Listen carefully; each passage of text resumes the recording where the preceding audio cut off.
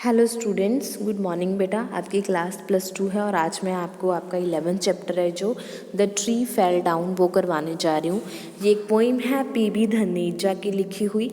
इसमें एक रोड पे जो ट्री है वो गिर गया है। हम देखते हैं ना, आंधी तूफान आने की वजह से कई बार सड़क पे कोई ट्री गिर जाता है, तो उसके ऊपर पोइम है। The tree fell down cross the busy road.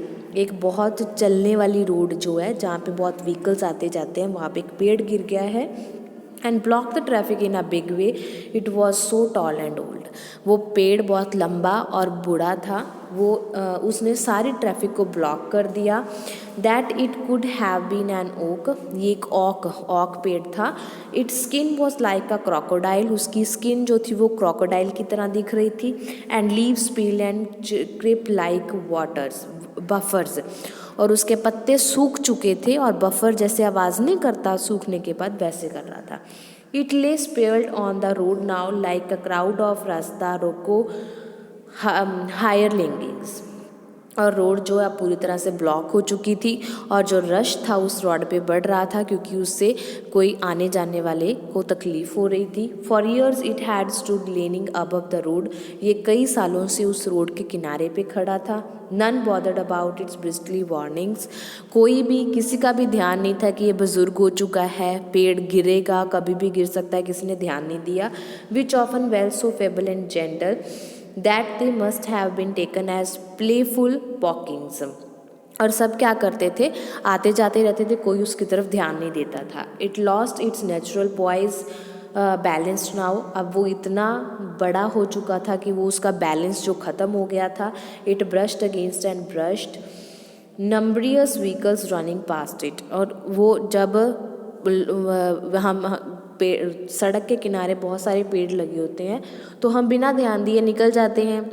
वो पेड़ हैं जो वो खड़े रहते हैं वहाँ पे, तो व्हीकल्स जो है वो वहाँ से आते जाते रहते थे। Time passed month after month. टाइम निकलता गया, कई महीने गुजर गए। It could no longer support itself on its shaking ट्रम्बकल stump and came rushing down.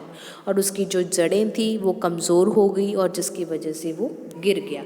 Like a skyscraper in a earthquake, they have been gone now for hours to fetch their massive cranes to remove the monster from the way the traffic can wait patiently। अब वो earthquake जैसे भूचाल आ जाता है, उसकी वजह से नहीं सब कुछ गिर जाता, बिखर जाता, उस तरह से हो गया था। और कई घंटे ऐसे ये काम चलता रहा। फिर क्रेन को मंगाया गया जिसकी वजह से वो रोड था जो उसको साफ़ किया जाएगा। ट्रैफिक वाले वेट कर रहे थे और उसको क्रेन से उठा के साइड में कर रहे थे। ठीक है, तो इस तरह से एक पोइम है, इसकी मैं आपको समरी है जो वो करवाती हूँ। हाँ जी, इसकी समरी है। Central idea, the tree stood leaning above the road. एक ट्री था, रोड की साइड में झुका हुआ खड़ा था। Its bristly leaves and branches brushed against the vehicle passing that way. उसके जो पत्ते थे, टाहनियाँ थी, वो जब आते जाते व्हीकल्स वालों को टच करती थी। Sometimes it crush minor damage also.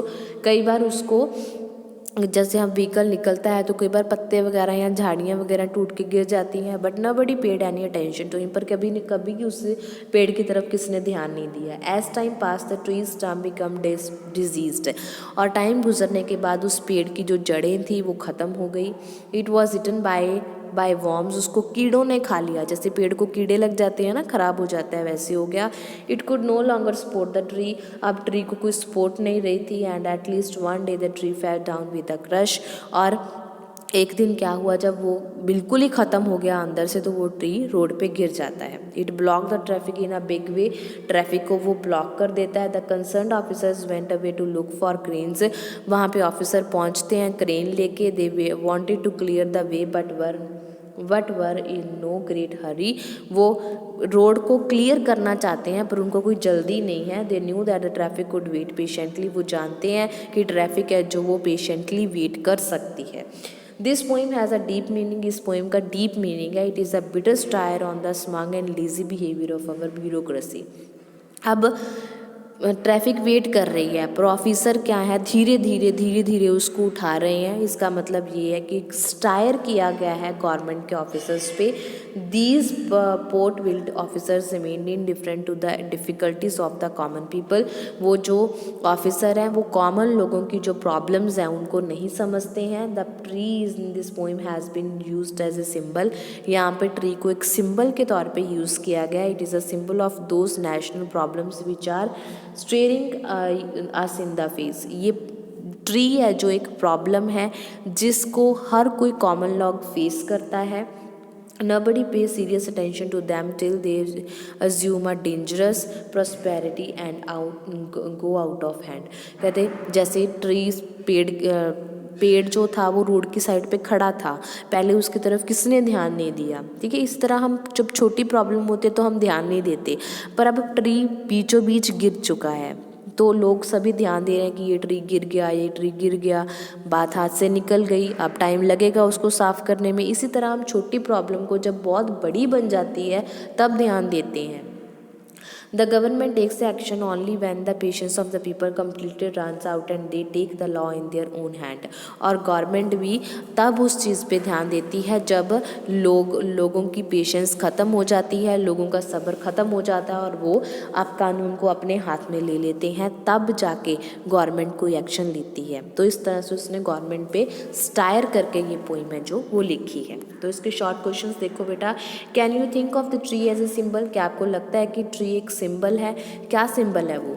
PB Dhaneja ने उसको सिंबल के तौर पे यूज़ किया है, उसको प्रॉब्लम्स जो है हम फेस करते हैं उनकी तरफ दिखाया है। But they do not attract our serious thoughts and attention.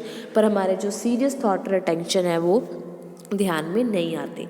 Y did none bother about the tree's bristly warning. कोई भी ट्री की वार्निंग को ध्यान में क्यों नहीं देता? ट्री है जो वो बिस्टल है, फेबल एंड जेंटल है। They were taken as playful poking. In other words it was not realise that the problem could assume dangerous prosperity and go out of hand. का किसी को नहीं लगता कि ये इतनी बड़ी प्रॉब्लम खड़ी कर देगा, इसलिए उसकी तरफ कोई ध्यान ही नहीं देता। How did the tree convey it warning.